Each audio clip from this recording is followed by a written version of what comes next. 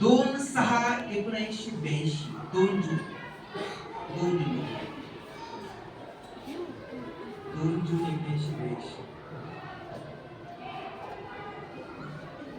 Ma'am Wednesday त्या दिवशी बरोबर आहे. थँक्यू.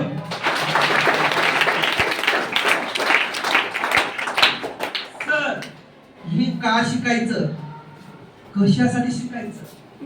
स्कॉलरशिप, एमपीएससी, यूपीएससी प्रत्येक परीक्षेला याच्यावर 5 मार्काला परीक्षेत प्रश्न विचारलंच जातं. हे सांगा ते झटकन सांगतात की सांगा 50 वर्षापूर्वीचा दिवस कोणता, 10 वर्षापूर्वी दिवस कोणता, हे सांगा.